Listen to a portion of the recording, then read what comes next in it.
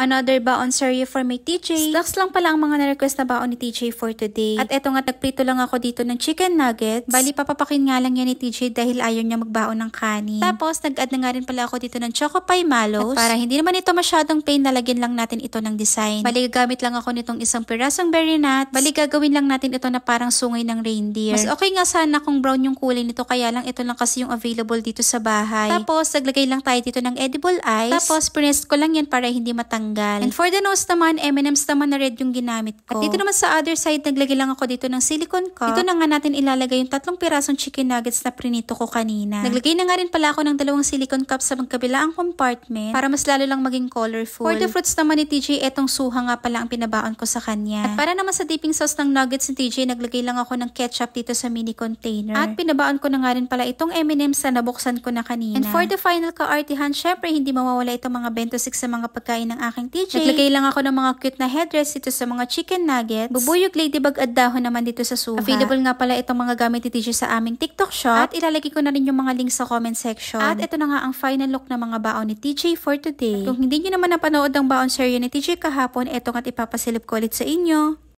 Another baon serye for my TJ. Nagluto nga pala si Daddy Jess ng pansit. At ito na nga rin yung na-request na baon ni TJ for today. Medyo tinamihan ko na nga rin yung baon niya dahil hindi naman siya nag-breakfast dito sa bahay. Tapos tinamihan ko na nga rin pala yung lagay nitong cauliflower dahil paborito talaga ni TJ yan. Naglagay din pala ako ng 2 silicone cups sa magkabilaang compartment para hindi naman masyadong plain. For the fruits naman, ito naman ang pinabaon ko sa kanya. At kalahati nga lang yung inilagay ko, yung sakang mauubos lang din ni TJ. For dessert naman, etong jelly is naman ang pinabaon ko. Tinanggalan ko na nga rin pala yan ng balat para hindi na siya mahirapan kumain. Tapos ipinatong na muna natin yan sa tissue para hindi naman basa kapag itatransfer ko na dito sa kanyang lunchbox. At syempre, hindi mawawala itong mga bento sticks sa mga pagkain ng aking TJ.